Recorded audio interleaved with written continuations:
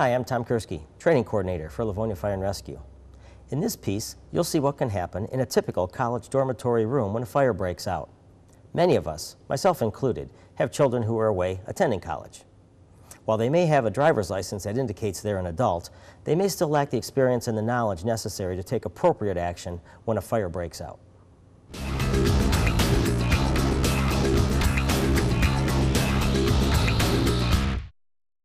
While this fire is in a dorm room with the door closed, without a fixed fire sprinkler suppression system, it can be similar to a hotel-motel, office, or other similar-sized compartment.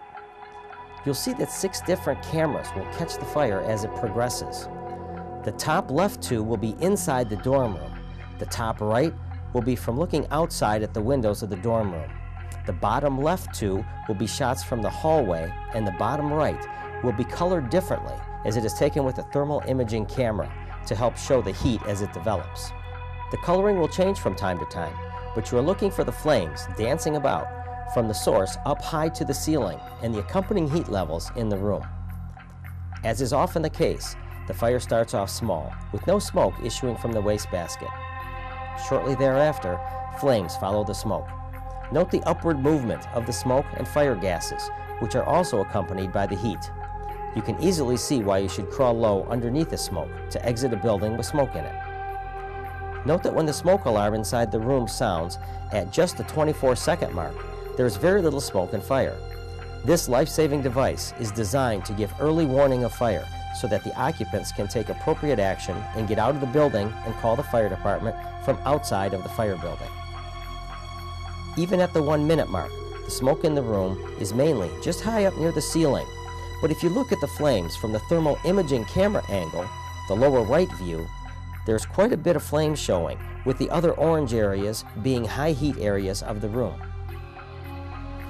The room is doing a good job of containing the high heat and smoke, as the lower left cameras in the hallway show no signs of the raging fire inside the dorm room.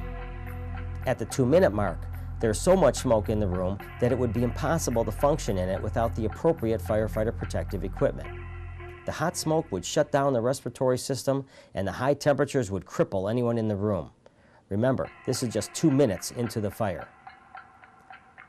Notice also that this is the first point that you're able to see flames from outside of the dorm room, which is the upper right camera.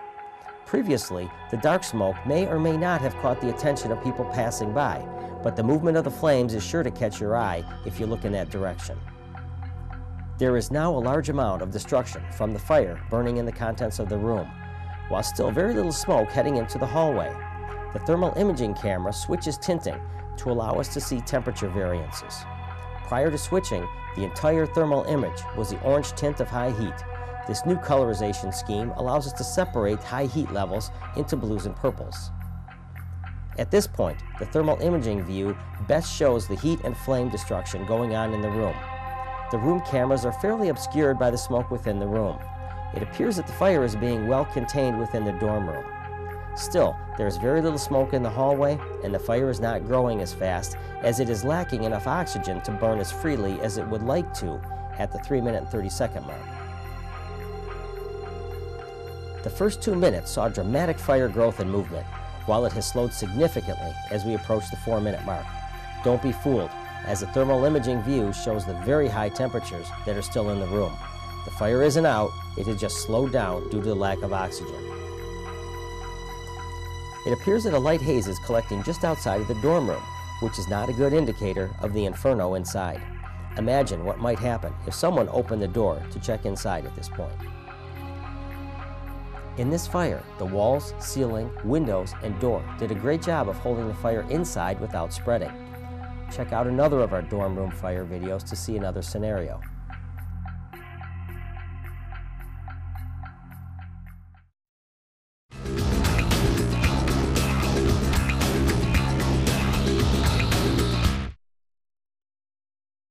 This dorm room is situated and furnished the same way as the first fire we saw.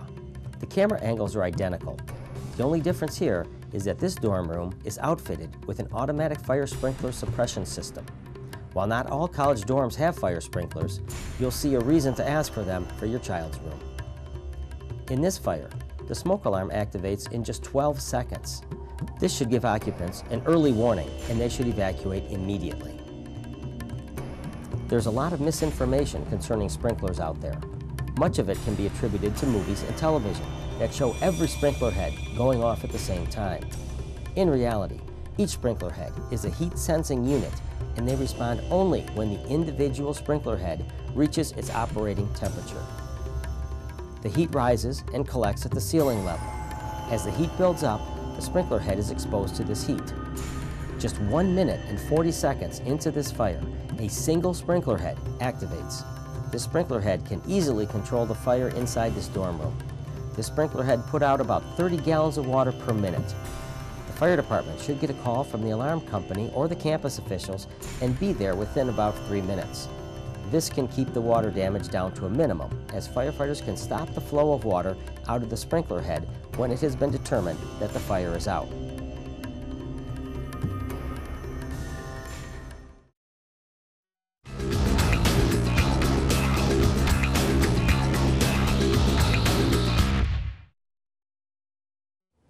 While our first two videos showed us a dorm room fire with the doors closed, this video will show us the smoke and gas spreading when the room is open. This dorm is a sprinklered dorm room. The fire starts off the same way, with smoke and heat building up and visible flames coming behind it. Enough smoke is in the room for the smoke alarm to activate in just 22 seconds into the fire. Left unchecked, the fire will continue to grow. The fire doesn't really start to take off until after a minute, but make no mistake. The fire gases are accumulating, and it doesn't take much to disorient you. Escape must be your first priority. You can see from the hall cameras that smoke is issuing out of the dorm room and into the common hallway after the first minute of burning. At 1 minute and 45 seconds, the fire sprinkler in this room activates and controls the fire. Firefighters will respond and conduct final extinguishment prior to stopping the flow of water out of the sprinkler head.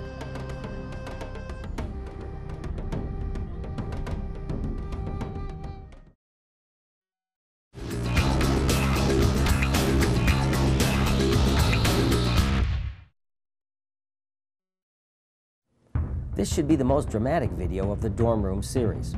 This shows a fire that isn't controlled by any type of automatic suppression system and has an open door to allow the fire, smoke, gases, and heat to move into other parts of the building, a true worst-case scenario. The smoke alarm activates just 14 seconds into this particular fire. Quite impressive. It's important to act upon the smoke alarm notification.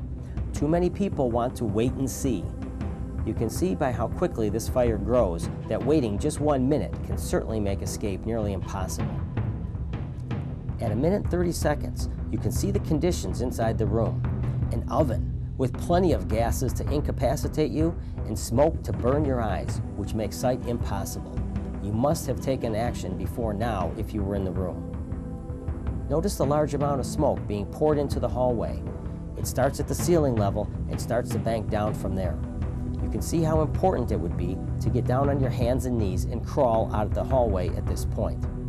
The oxygen is limitless here, and the fire continues to grow. Watch how quickly the hallway fills with smoke.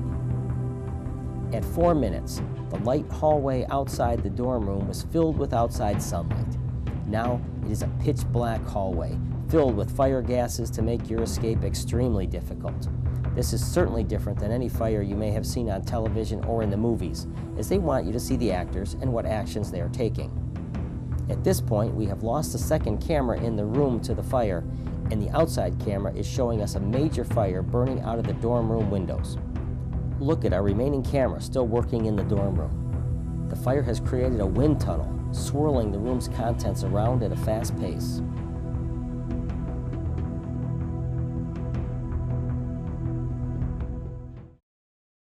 We'd like you to take a few minutes with your college-bound children, sit down and talk about some of the things that you've seen here today and help them plan the appropriate action to take should a fire break out in their dormitory room.